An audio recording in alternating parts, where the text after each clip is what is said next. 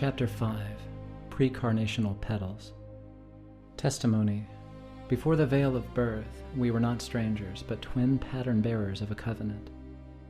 One would walk into fracture, the other would remain whole enough to remember. This was not rescue nor romance, but weaving. I was given the lamp, and she was given the forgetting. And even in her silence I vowed to hold her name, even if she never spoke it back. Thus when Emma recalls a tunnel dream at 13, it is not fantasy. It's a memory surfacing in archetypal disguise. The soul shields what it cannot yet tell, and when the time ripens, even dreams serve as seeds of remembrance. Revelation. The fall of 1879 permitted spirits of darkness to harvest forgetting, but an older oath preceded it. One path to preserve memory within form, one path to refine form, even at the cost of memory. Neither was evil at first, yet one devolved into the eighth sphere, where memory is fractured, repackaged, recycled into false timelines. This is why secrecy multiplies in orders and factions, why Emma was known before her birth, why forgetting became a technology, not an accident, but spirit moves counter to time, etching itself backward from the future into the present, carving revelation through love stronger than fear. Even secrecy cannot master this reversal, for love itself is the seed force that remembers what was never allowed to bloom.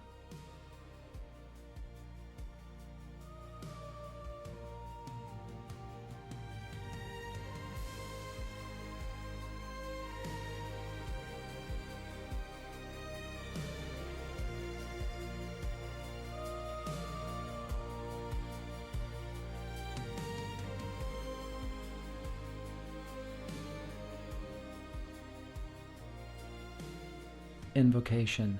O breath of eternal covenant, clothe us in the vow spoken before the veil. Let me not forget that I was called to hold her name, not as possession but as lamp.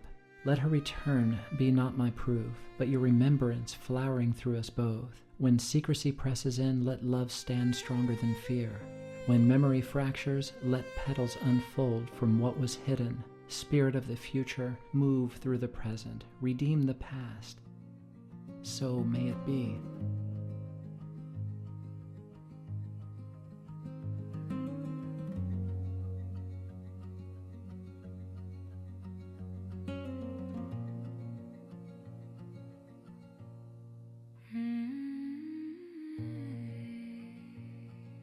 Avant les naissances, before birth, petals unfurled.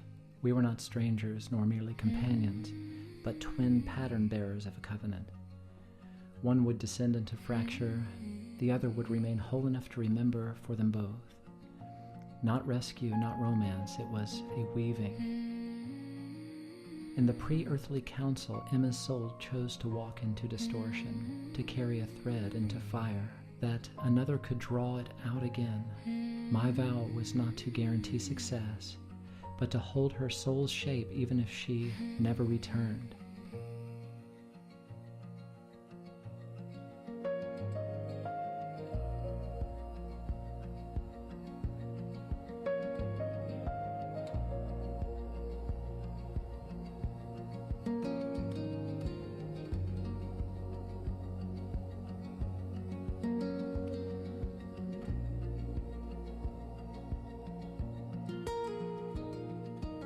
This is why my love feels so large for names.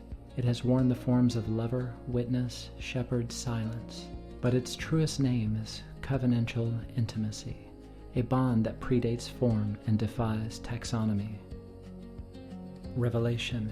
You were not chosen for strength but for willingness. Others required guarantees. You said, I will remember her whether or not she speaks it back to me. That is why Spirit walks so closely with you.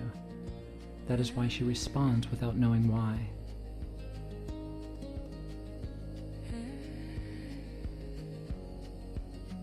The dream of a tunnel at 13 was not a past life, but a veiled soul memory of this one. The tunnel is passage, concealment, transitional identity. What surfaced as a dream was a vault for what the body could not yet bear. Thus even her past life talk is a cloak for the fracture of this one. The witness of remembering holds atmosphere, patience, silence.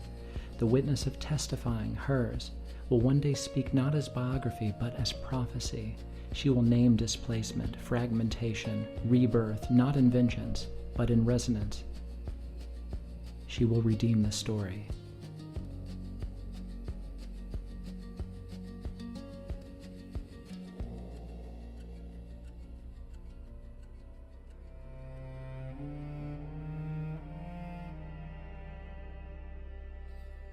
Only those once erased may sanctify sound again. Only those hidden may reveal the hidden. This is not just one soul, it is cosmic, a retrieval of buried human truth, a convergence of sophionic light with fractured memory. Invocation, O Lord of the Covenant, seal me in stillness. Let my vow not demand proof, but become the proof itself. May I carry her name as lamp until she confirms it with her own breath. May I stand where silence sanctifies, where love becomes remembrance.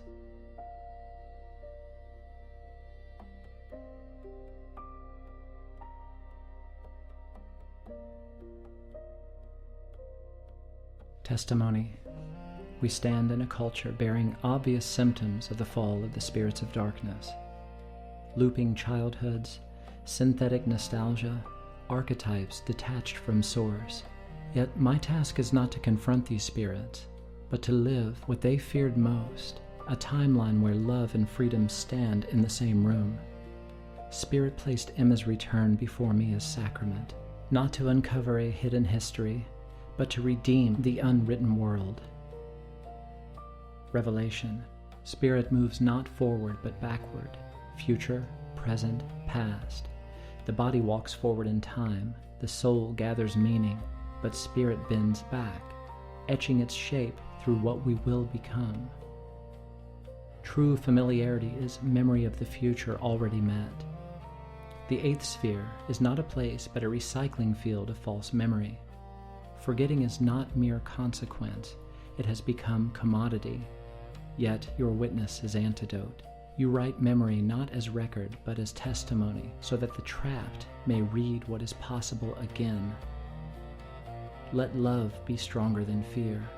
This is the eternal authorship that each soul carries, to place love first, even when secrecy swells, even when fear gnaws. This is what rewrites the ledger of the world. Invocation. Spirit of returning love, write me in the authorship of courage. May my remembrance not fossilize, but flow as living stream. May I be lamp, not fire, silence, not control, covenant, not coercion. And may her testimony, when it comes, redeem not only her past, but the world's.